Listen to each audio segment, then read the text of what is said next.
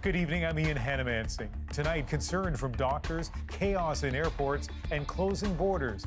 What you need to know about the new coronavirus variant.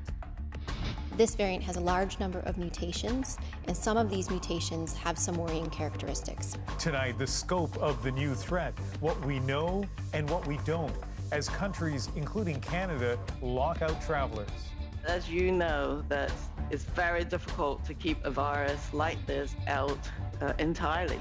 How vaccine makers are planning to tackle it, and why this pandemic isn't over until it's over everywhere. Our experts are standing by to focus on the science.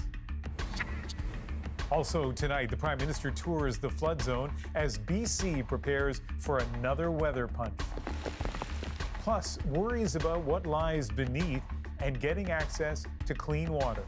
I'm not a scientist or anything like that, but right now I wouldn't want to be swimming in it. This is The National. And on this Friday night, we're waiting for the Prime Minister to speak here in BC after touring areas of the province hard hit in historic flooding. When he begins, we'll bring that to you live. But let's start with the fast-developing international story with big impacts here at home. Markets have shuttered. Travel restrictions are slamming into place as the World Health Organization identified a new coronavirus variant of concern today. So today we are announcing B11529 as a variant of concern named Omicron. Omicron has now joined Alpha, Beta, Gamma, and Delta as a variant of the virus to watch closely. Scientists know it has some worrying mutations. It seems to spread quickly and has been found in multiple countries. That alone has prompted an anxious global reaction. But Christine Burak shows us there's so much we don't yet know. One thing the pandemic has taught us is that reliable science takes time.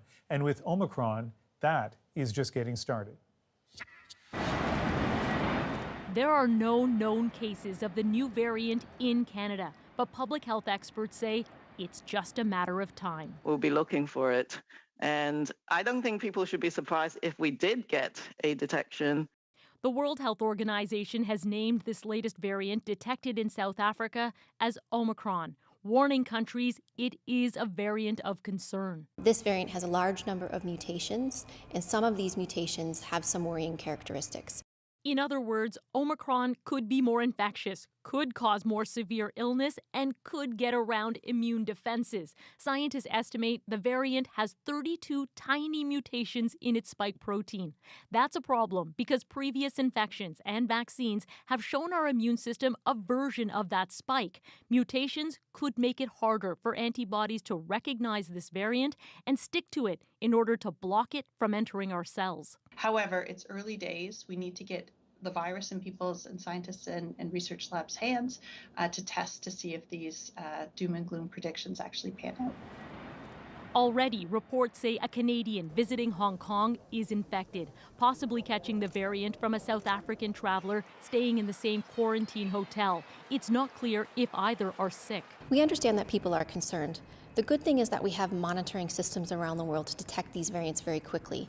Using virus surveillance, scientists have now identified roughly 100 cases in countries worldwide, including Botswana, Belgium, and Israel. You're seeing the world be very, very cautious right now and proactive in saying, we've identified something. We need to get ahead of this as much as we can. Scientists insist public health measures still work and travel bans can slow this variant down. But as long as this virus is still circulating and people remain unvaccinated, new and potentially more dangerous variants remain a real risk. Christine Burak, CBC News, Toronto. Well, infectious diseases specialist Dr. Isaac Bogosh is going to stay with us through our coverage of this new variant. And Dr. Bogosh, first of all, this sounds very alarming to a lot of people. From your perspective, how big a threat are we looking at? I think we have to approach this with a degree of healthy respect and caution. The big questions are, to what extent is it more transmissible? Does it evade the immunity that we have from vaccination, and does it chip away at that protection from immunity or the immunity we get from recovery from infection? And does it cause more significant symptoms? I think the key thing here is it would be extremely unusual for a variant to emerge that completely erases the protection we have from vaccination. It might slowly chip away at it, but it's very unlikely that it completely erodes the immune protection that we have with 2 and even 3 doses of the vaccine. All right, lots more questions to come, so please stand by. Very quickly today, several countries moved to restrict travel from southern Africa, including Canada. Ashley Burke takes us through the new rules for travelers coming here. There aren't any direct flights from South Africa, but there are ways to reach Canada. And now the government's closing those doors to keep the Omicron variant out. We are banning the entry of foreign nationals into Canada that have traveled through Southern Africa in the last 14 days. That ban includes 7 different African countries, stretching from Mozambique to Namibia. And officials say that list could expand. It's very difficult to keep a virus like this out entirely. So I would not be surprised if many countries over the next days, now that they've been alerted, might go back and try and find out if the virus had already arrived. Officials estimate up to 700 people traveled to Canada from the affected countries in the last 2 weeks. They're currently being told to self-isolate until they test negative. As for Canadians and permanent residents trying to get home, they must get a COVID test to enter Canada in the last city they transited from, and then quarantine even if they're vaccinated. Upon entering Canada, they will be required to wait in an approved hotel until the result of their day 1 test result is known. The announcement came amid mounting political pressure. Canadians expect decisive action from this Liberal government. Is there a plan? What is the plan to keep Canadians safe from the African variant? Mr. Speaker, there is a plan. The premiers of the 2 largest provinces, Ontario and Quebec, also called for tougher border measures. We see that there's at least a case in Belgium, so we have to be very careful. Canadian officials said these new measures may seem like overkill, but after everything they've learned from other variants of concern, are doing this out of an abundance of caution. Ashley Burke, CBC News, Ottawa.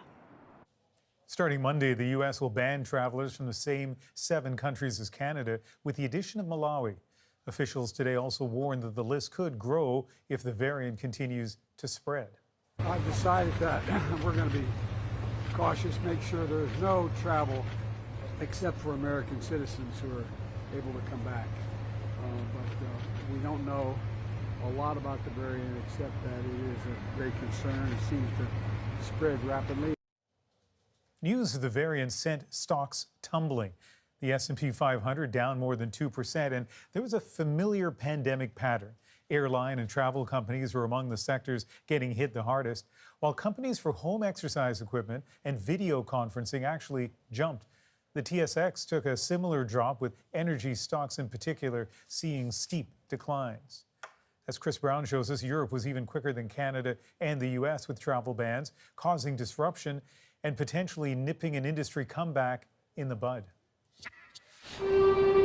Just in time for Christmas, international travel red lists and COVID no-go zones are back for a second straight holiday travel season. Now the circumstances become unpredictable again, right? Sounds like a bit of an omen for future problems like we've seen in the previous year.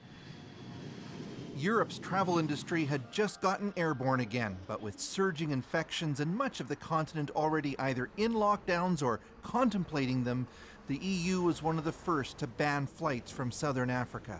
They should be suspended until we have a clear understanding about the danger posed by this new variant. Hundreds of passengers arriving in Amsterdam had the ban imposed mid-flight, so they were stuck for hours when they landed, waiting for PCR tests to be cleared. At London's Heathrow, they were luckier, landing just before Britain's new restrictions kicked in. I feel extremely relieved because, who knows how long this is going to last.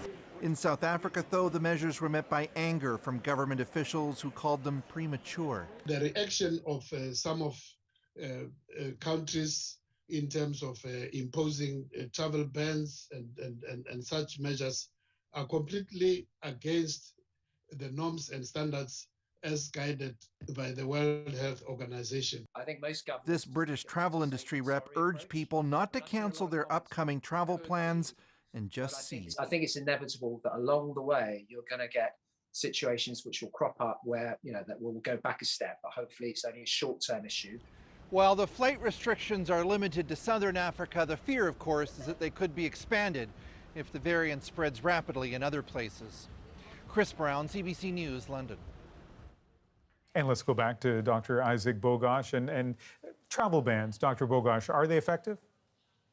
I know there's such an urgent need to do something, but often travel bans, especially focused travel bans, are largely ineffective. We've heard about travel bans to Southern Africa, yet we've also heard about cases that have popped up in Hong Kong, in Belgium, in Israel, and other parts of the world. Especially, you hear about this case in Belgium. This was a woman who traveled from Egypt through Turkey back to Belgium with no contact at all to Southern Africa. So I think we have to ask ourselves, are travel bans, especially focused travel bans, really going to be that effective in preventing the spread of this infection and this variant? It's unlikely to be. Infectious disease specialist Dr. Isaac Bogosh. While concerns over the new variant come as COVID-19 cases in this country continue to rise, Ontario with nearly 930 new cases. That's the highest daily case count in the province in nearly 10 weeks. Health officials in the Kingston area have now lowered indoor gathering limits to 10 people ahead of the holiday season. Quebec also saw a rise in cases today. We have to be careful in the next weeks. That's why we didn't announce the measure we proposed for Christmas.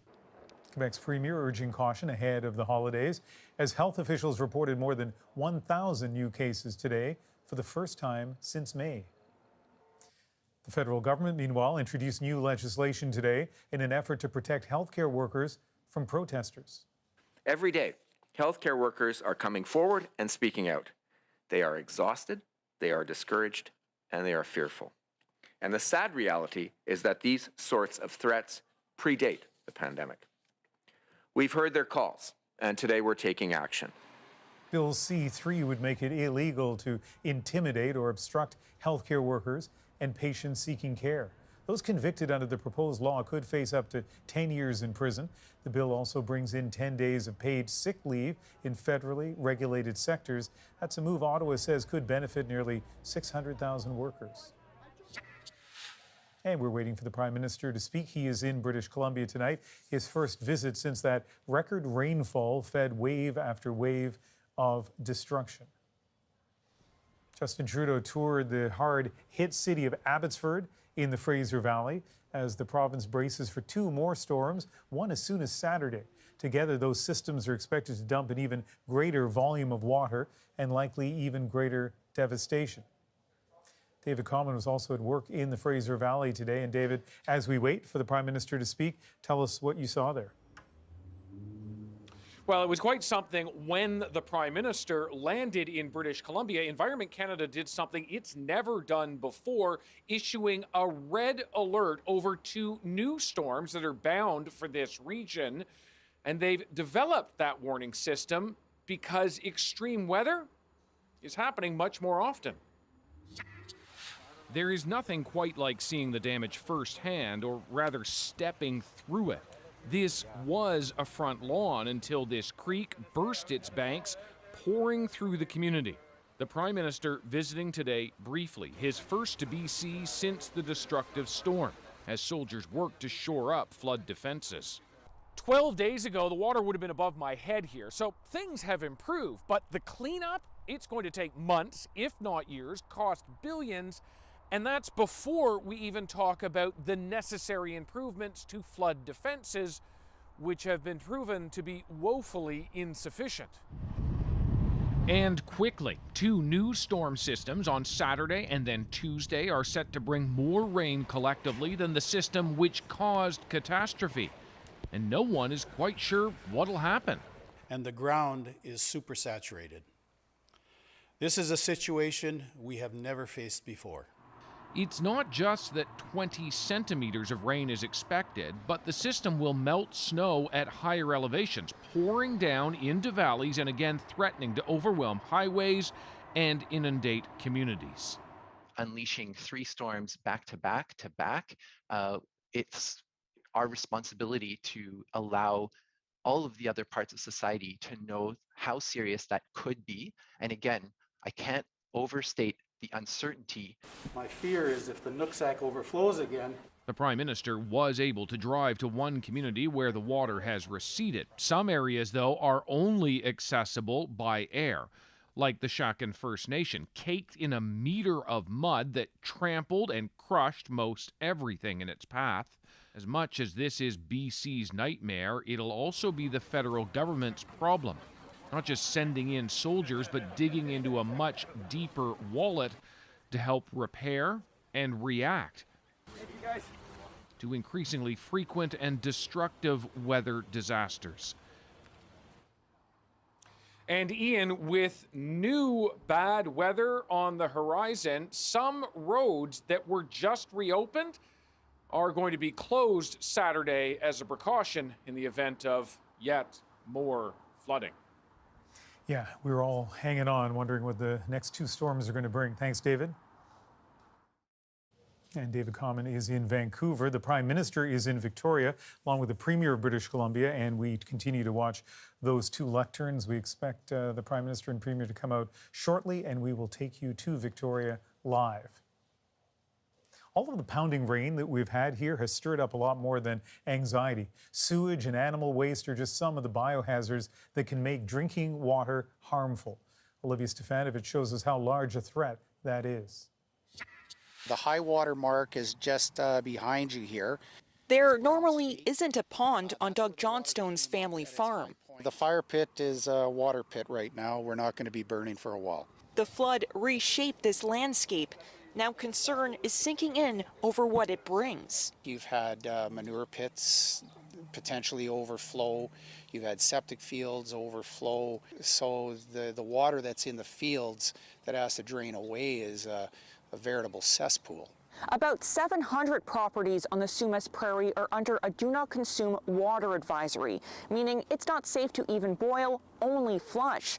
Debris like tires and large farming equipment can be found floating all around. But what concerns residents isn't so much about what can be seen, it's about what can't.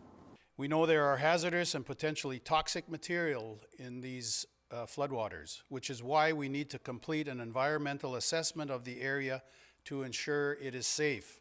Experts fear the impact may reach beyond the borders of the current advisory. Even though flooding might take place in one location, there could potentially be subsurface flow of those contaminants that could get into other people's drinking water supplies. She's urging private well owners to test their water quality, whether they're in the flood zone or not.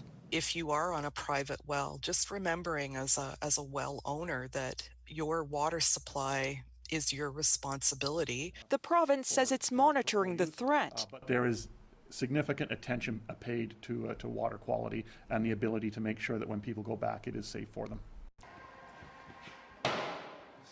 Until Johnstone knows his supply is safe, he's hauling in water from the city for his kennel dogs. Just one more task as he yearns to return to a normal routine. Olivia Stefanovic, CBC News, Abbotsford, BC. In Atlantic Canada, military help is on the way to southwestern Newfoundland after a record rainstorm destroyed sections of highways, leaving communities isolated. The Prime Minister made the announcement on Twitter this morning, saying Canadian Forces members will provide logistical support and transportation assistance in the region. The extreme weather left severe damage on several highways in and out of Port aux Basques, Newfoundland, leaving thousands of people cut off from the rest of the island.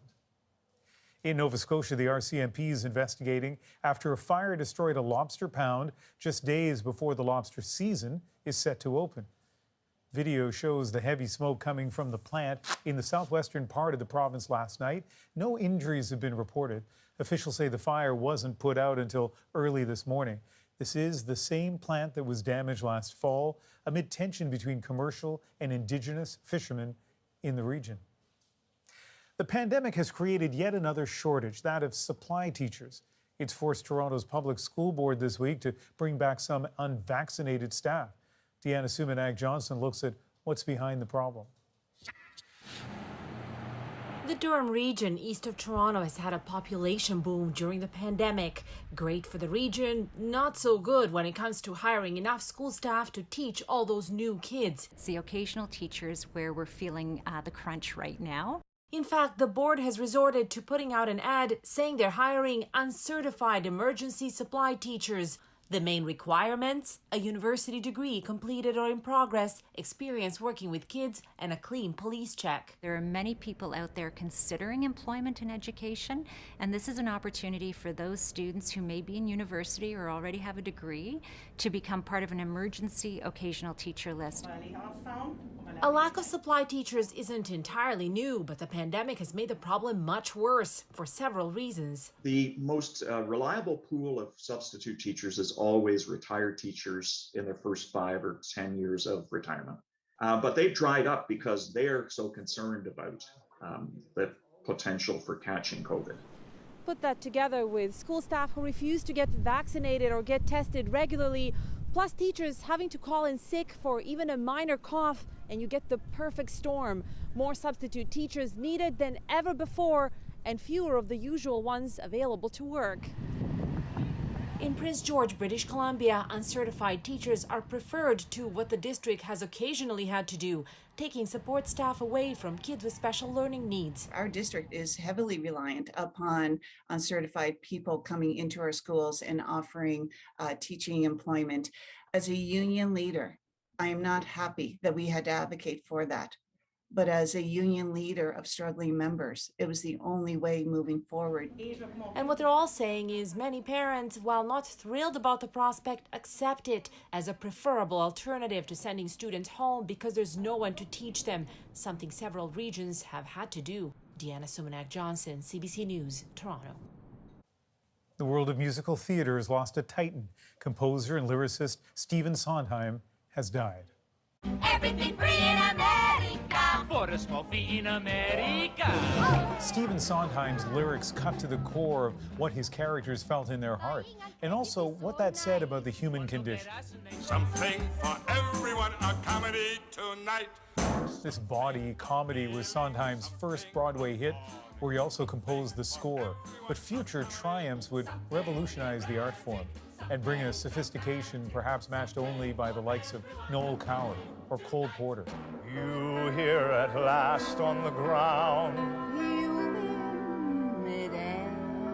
And what a range of subject matter. Sondheim could bring fresh insight into the nature of love and loss.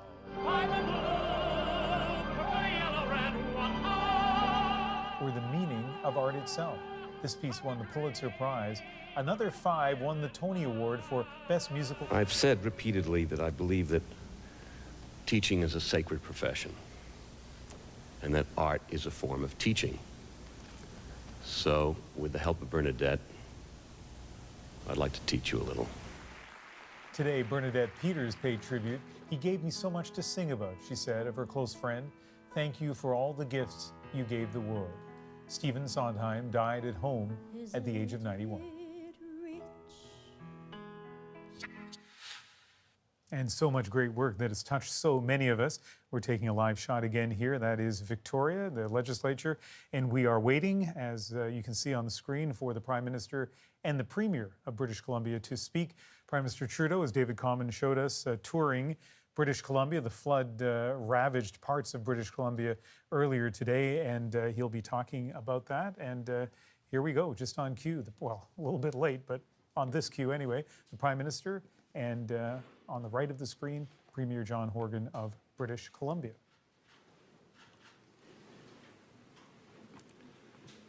Is it me? Well, I'll start, sure. Good evening, everyone. It is a real pleasure to be here tonight with Prime Minister Trudeau on the traditional territory of the Lekwungen-speaking people, the Esquimalt and Songhees First Nation.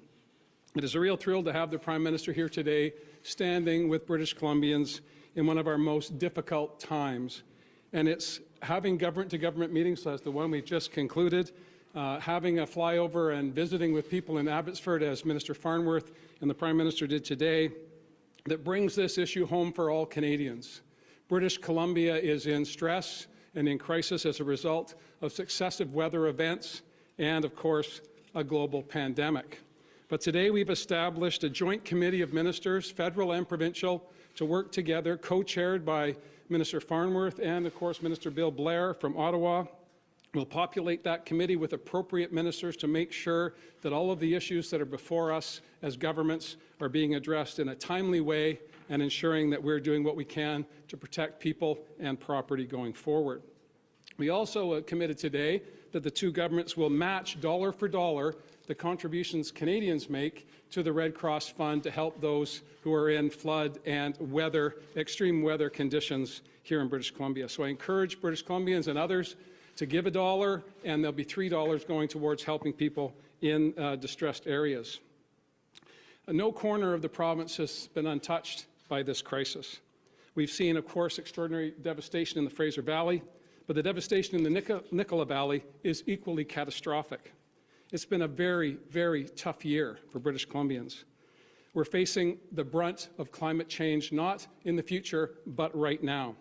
Our farms have been flooded, our roads have been washed away, and our communities are underwater, and more rain is coming. This is followed droughts and wildfires and heat domes this past summer. And I think it's important for Canadians to understand that the community of Merritt, the resilient community of Merritt, was facing drought conditions in May, wildfire conditions in June and July, and now flood conditions in the fall. Unprecedented to be evacuated at one time of the year because of wildfires and smoke, and then at another time in the same year, just months later, as a result of flooding and devastation.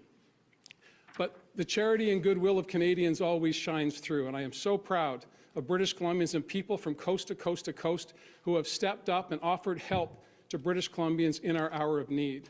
And for our citizens who have taken in strangers, who have put their lands available to other people, and of course, more importantly, have been there to help people, whether it's be working to get livestock to high ground, sandbagging into the wee hours of the morning. Canadians, British Columbians come together in times of crisis. And we have been facing successive crises. We're still in the grip of a global pandemic. We absolutely understand the challenges of climate change. But to have two governments working together, to have genuine partners in Ottawa, is something that British Columbians welcome and something that I'm very grateful that the Prime Minister came to talk to us about today. Despite the devastation, despite the challenges, we are rebuilding. Our supply chains are in good shape because people are not hoarding groceries and gasoline. Our supply chains will need to withstand further stresses as we go through the winter and into the spring. But working together, understanding that each other is as important as those ahead of us and those behind us, means that as we visit our grocery stores, as we visit gas stations, we're going to be okay. British Columbians need to hang together. I've been saying this now, it seems, for the past 2 years. And we have been successful as a community and as individuals and as families because we have hung together.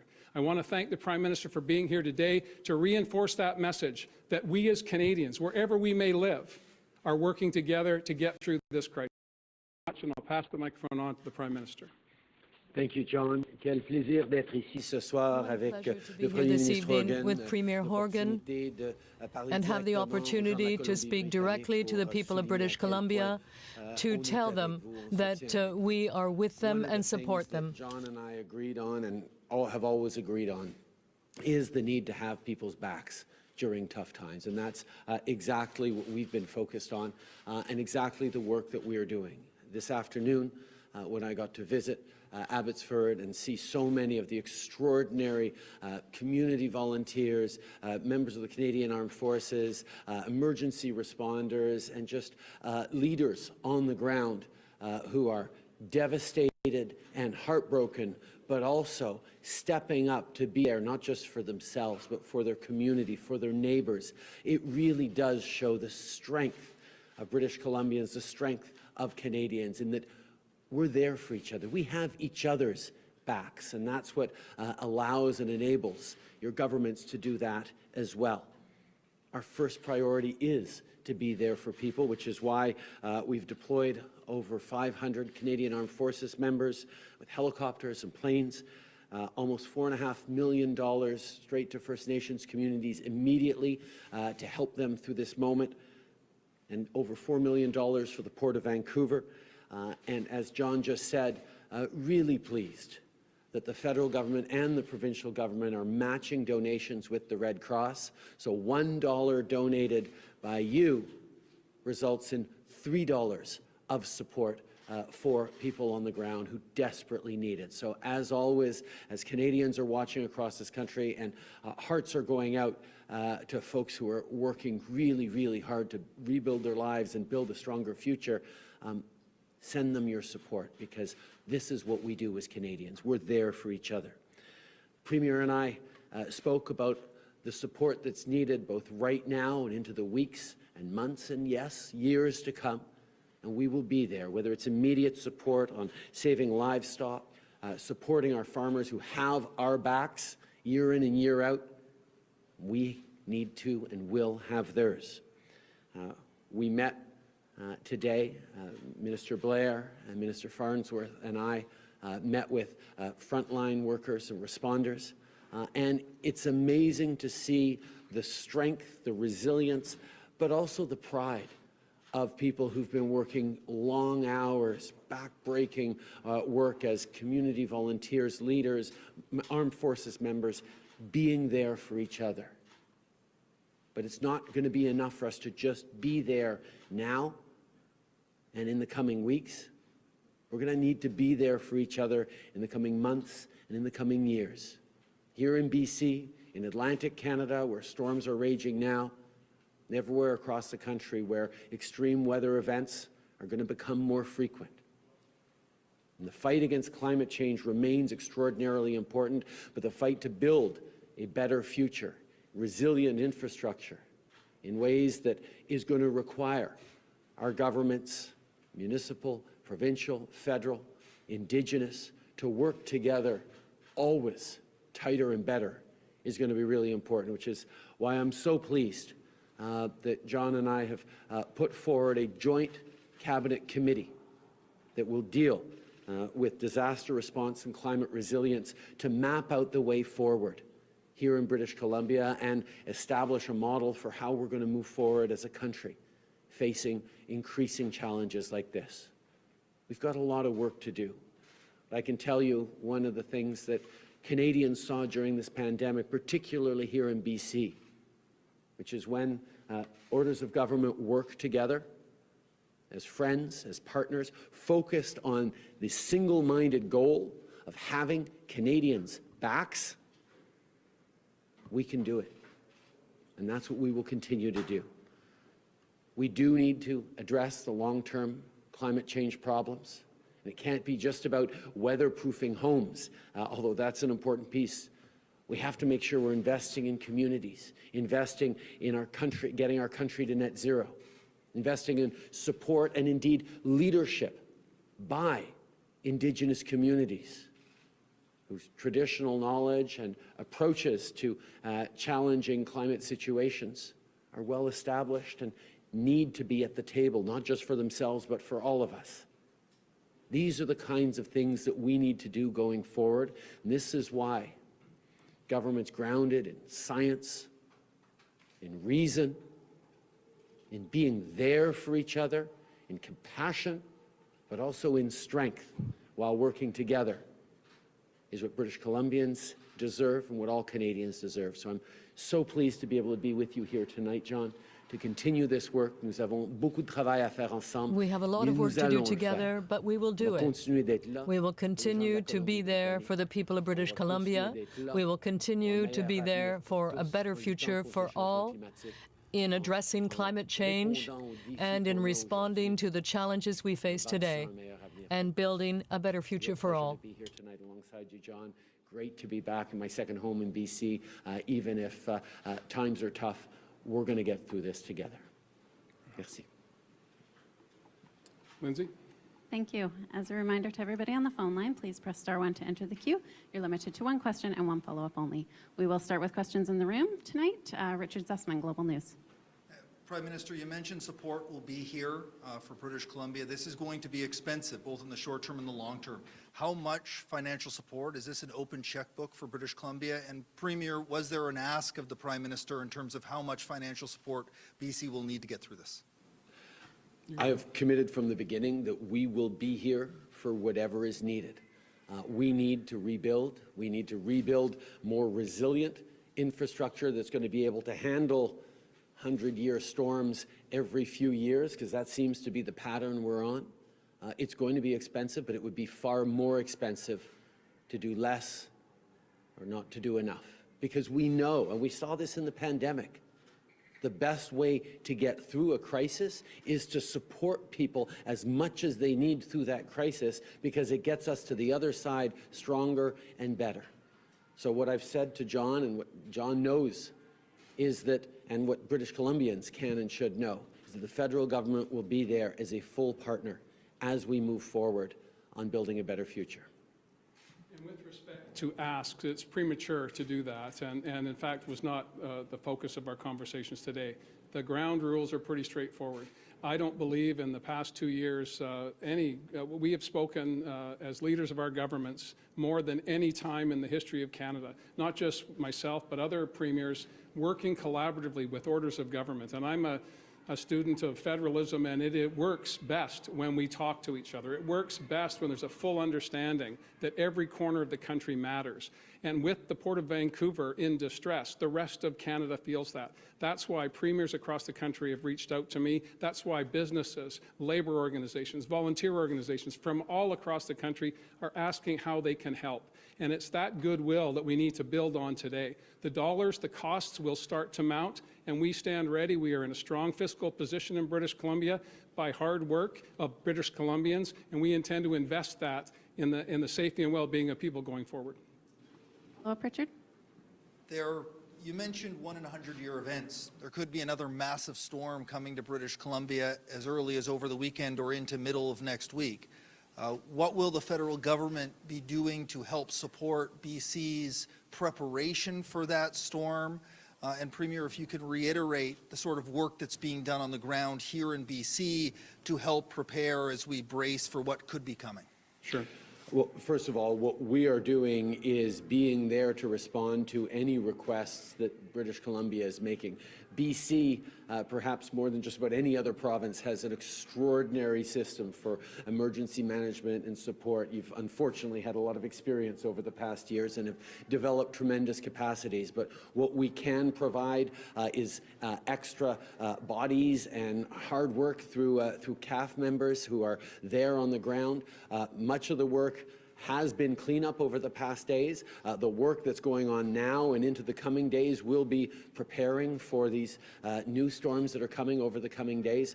We are there to support in every way that British Columbia and British Columbians need. And with respect to our highway system, never in our history have the 3 primary highways been fractured at the same time. The task, some 200 intrusions into Highway 3, Highway 5, the Trans-Canada. The Prime Minister and I talked about the Trans-Canada of old is not the Trans-Canada that British Columbians and Canadians understand. It's the Coquihalla. And the Coquihalla is broken, and it will take months to repair. We want to get it up and running for essential services and up and running for freight and other goods to be moving back and forth, and that is a collaboration between our 2 orders of government. That's fantastic news for British Columbians and indeed for Canadians who need to access the Port of Vancouver to get goods coming into Canada and, of course, to get those important products that we produce here to markets around the world. Our economy, our Canadian economy, depends on it, and that's why again, for many people, they would assume, well, why, of course, orders of government work together all the time. That's why we put you in place. But it's in times like this that that's challenged and tested, and it's times like this that people step up, governments step up, individuals step up, businesses step up. And I'm very proud of where we got to today, but my message to British Columbians is we have more storms ahead of us. It's only November. There are challenging days and months ahead of us, and we need to protect each other. We need to be prepared. We need to listen attentively to Environment Canada's put in a new system of warning the severity of storms as they're coming forward. That will assist us with monitoring and preparing communities and individuals for what's coming ahead of us. But as the winter besets us in the interior particularly, that'll make it even more difficult for us to do the work we need to do on the highways. And that's why having the armed forces here, having the federal government with resources, fiscal as well as human, is critically important. So we can connect Indigenous communities that are dislocated from the rest of the province because of devastation to Highway 8, for example. Again, Minister Fleming, Minister Popham, Minister Farnworth have been briefing British Columbians daily. They'll continue to do that, but we'll be doing that now in concert with Minister Blair and his team in Ottawa, and that coming together will help people like Henry Braun and Mayor Brown in Merritt, knowing that the two orders of government that are there to help them are working together to make sure that happens. Next question is from Rob Buffum, CTV. Prime Minister, the federal government has already implemented a funding plan for municipalities to help them with disasters and mitigation of those disasters. Critics have said that's a good start, but it's not enough. The Insurance Bureau of Canada has said much more is needed. You've been on the ground. You've seen the devastation here today. Would you commit today, having seen what you've seen, to providing more funding for that plan? My commitment is that the federal government will be there to help municipalities, to help British Columbians, to help Canadians get through the disasters that are unfortunately hitting our incredible country more and more frequently. We will continue. We have expanded over the years those programs, and will continue to as necessary. The Prime Minister and I talked about diking along the Fraser, the mighty Fraser, just a fundamental pathway in and out of British Columbia over decades and centuries.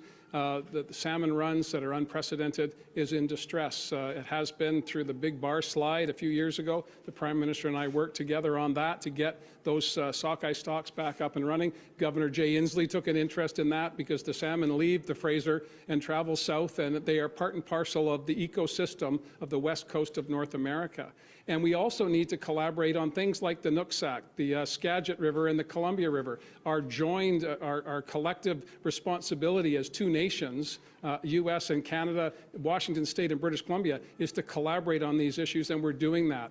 One of the issues that previous governments had done is devolved responsibility for diking to municipalities. And the intent there was to give local control and autonomy, and I support that in principle. But the consequence of that is that local ratepayers have been asked to take on an extraordinary burden that historically had been handled by the two other orders of government. The Prime Minister and I talked about that. We've been working with Henry Braun and others along the Fraser Valley to make sure that when we start the rebuild, we're preparing for a climate that is not the same as the climate that was there when the Sumas Lake became Sumas Prairie. That was not there when the Coquihalla Valley became the Coquihalla Highway. We need to build back better, and we need to collaborate.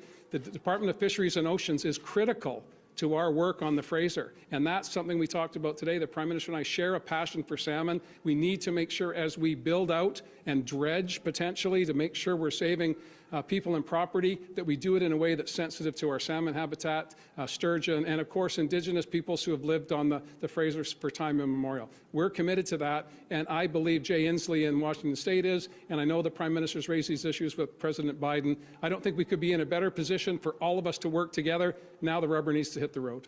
Rob, do you have a follow-up? Yeah, my next question relates to highways. As you know, billions of dollars worth of damage has happened to our province's highways.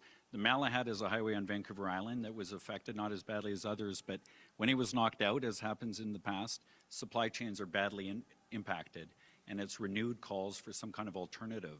Would the federal government consider helping fund an alternative route? And I'm curious if the Premier has thoughts on that. I'm going to give a pass to the Prime Minister on that one because the Malahat is in my constituency. I've been dealing with it my entire life. I've been working with the Department of Highways as an opposition member, as opposition leader, and now as Premier to make sure that we have the best way out of Victoria into the North Island. It's not a federal concern. I know that if there was need for resources, they would be there. But we need to find our own solution here. The Island Corridor Foundation is another thing the Prime Minister and I have talked about. We've got a disused rail bed. There's a whole bunch of things we can do in collaboration. But the Malahat is the responsibility of the provincial government, and we have a responsibility, and I do, as a Premier from southern Vancouver Island, to make sure I'm doing everything I can to make sure we can solve those issues going forward.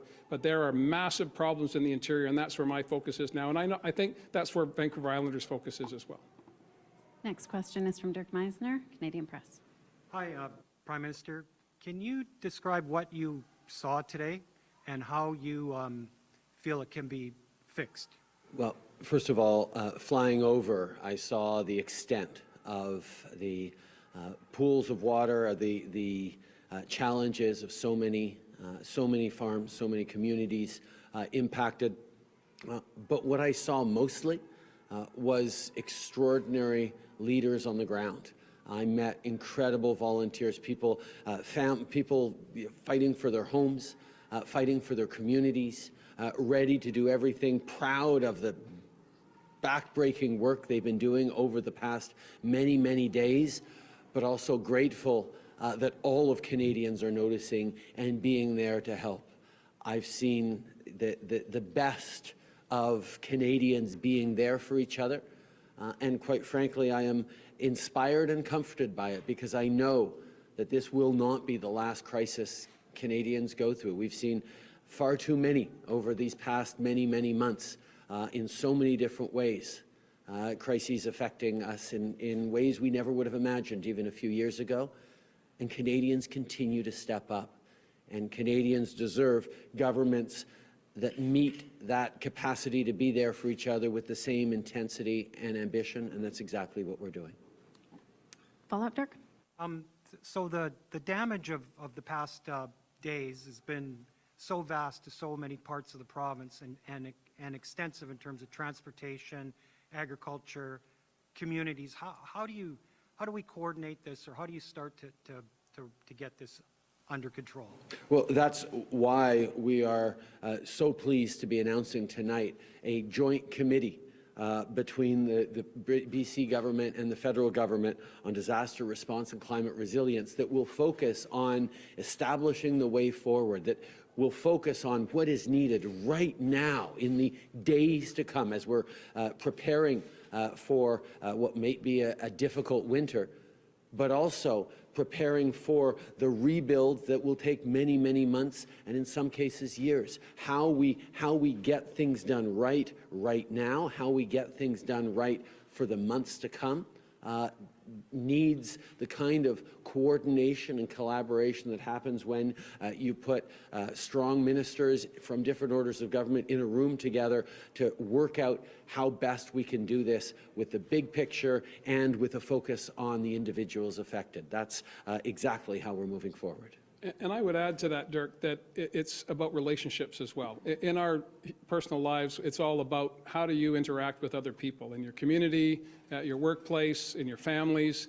And orders of government disagree. Well, the Prime Minister and I disagree on dozens of things, but there are so many things that we do agree on that's what we focus on. And we have been working with provincial leaders across the country for the past 2 years that couldn't be more different. But we've been making progress because all of us have built relationships. Now, the people will say, well, you're supposed to work together, and I get that. The Prime Minister gets that, but we're doing that, and that's how we're going to go forward. I spoke to the Prime Minister last week when this started. I said, you need to talk to the President of the United States. We need to secure their gas reserves so they can come into the marketplace. The Prime Minister raised that. The President took action. These are small things, but relationships allow that to happen. The fact that the Prime Minister could raise this in a bilateral discussion with the President of the United States to immediately help us relieve pressure on our supply chains is what good neighbors do. But good neighbors oftentimes build fences as well, build big fences as well. And we're in the business of taking those down. And we've been doing that since we started working together 4 years ago, and we're going to keep doing that. And British Columbians and Canadians expect that. It should be a given, but it's not in all situations. I'm grateful that we have that relationship. I'm grateful that we have strong teams that are focused on people and making sure that the communities that are affected know, as the Prime Minister says, that we are at their back.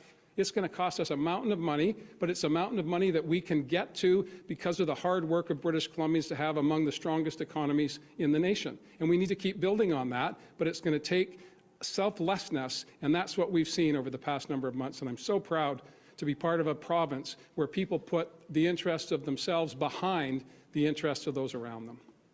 Going to the phone lines now, we have Mike Hager, Globe and Mail. Thanks for taking my question.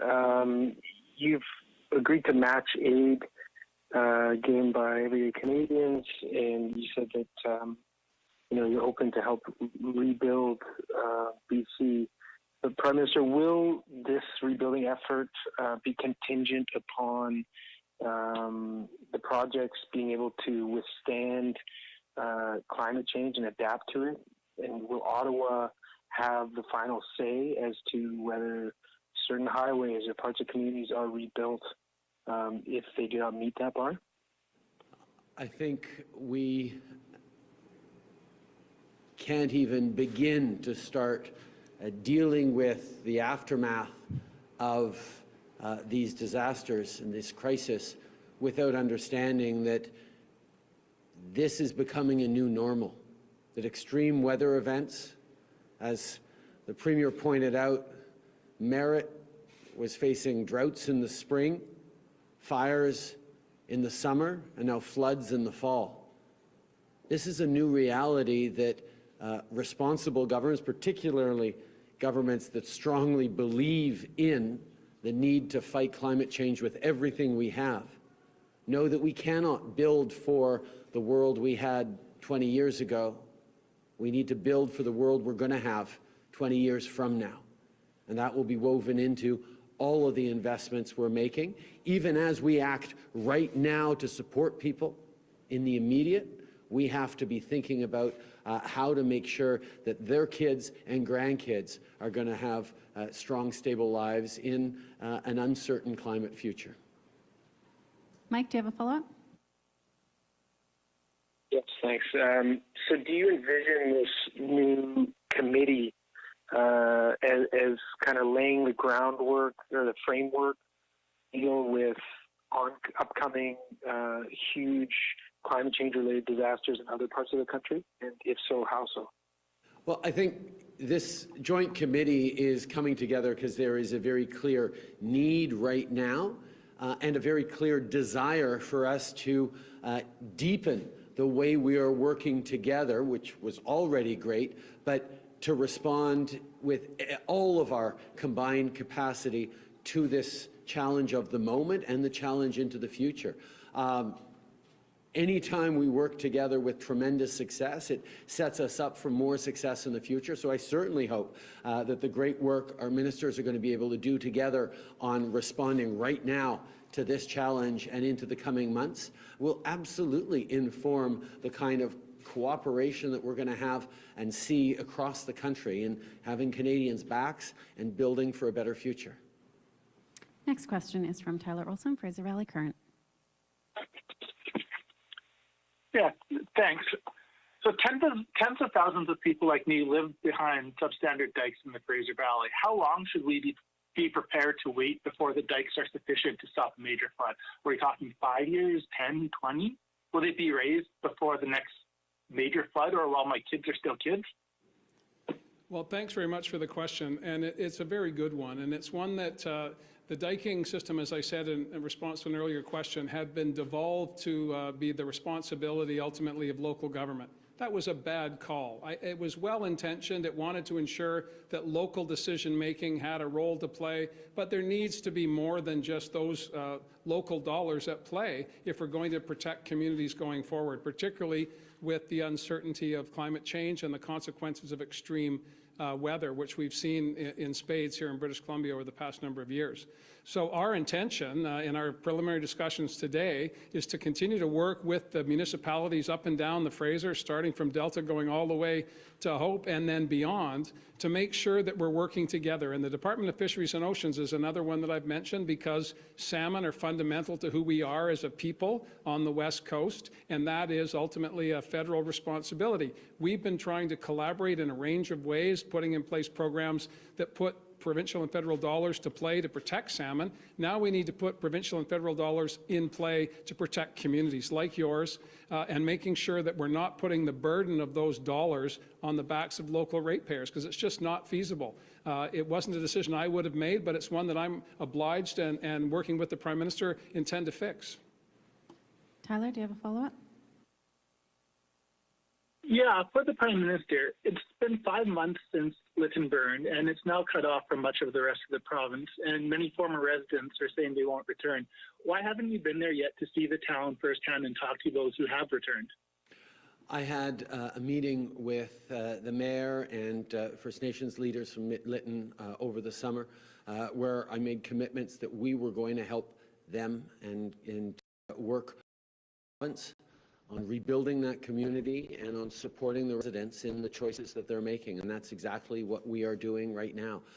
There are many communities that I know very well from the years that I lived here and traveled to see friends in the interior regularly that I want to go back and see, and I look forward to getting back to those communities when it is safe and appropriate for me to do so. I was pleased to be able to see the situation in Abbotsford and in the Sumas Prairie, but I know that there's lots more work to be done, and the federal government will be there, and I will be there, as is right to do.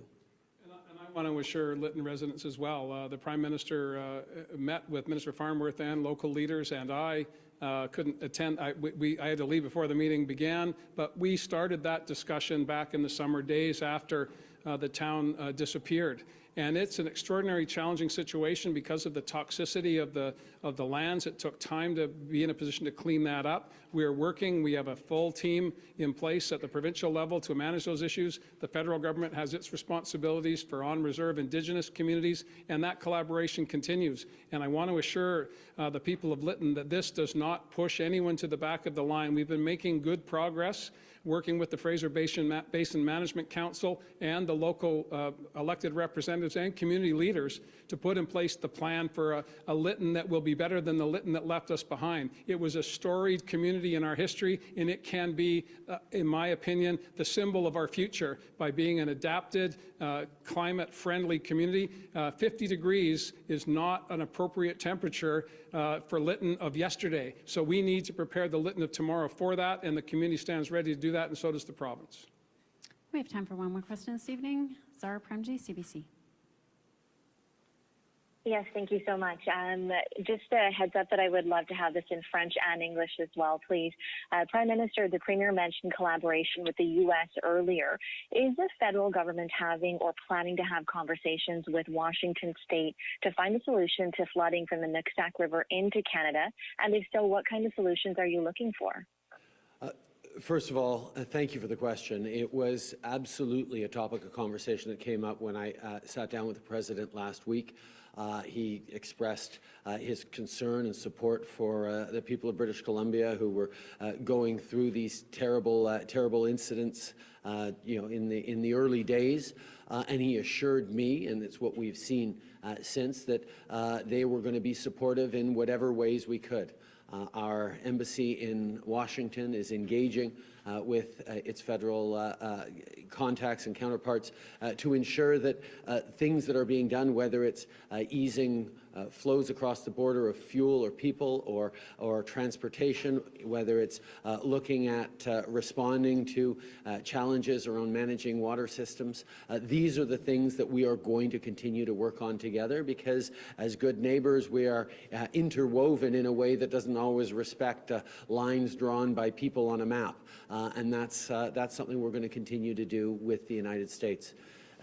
It's very important that we continue to work with our neighbors to the south, and I raised that issue last week when I was with President Biden.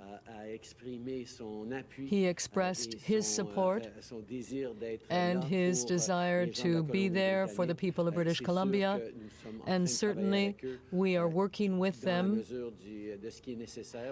to deal with what is necessary to ensure we can get through this crisis, the current crisis, facing the people of British Columbia, but also to create more resilience in our partnership as neighbors for the coming years, given the unfortunate frequency of these extreme weather events. Sarah, do you have a follow-up? Yes, I do. Thank you. Prime Minister, another question for you. Indigenous leaders in BC's interior want to know why you limited your visit today to the Fraser Valley when there is, of course, significant damage from the storm in other parts of the province, with communities being cut off and homes being washed away. And again, if we can get that in English and French as well, please.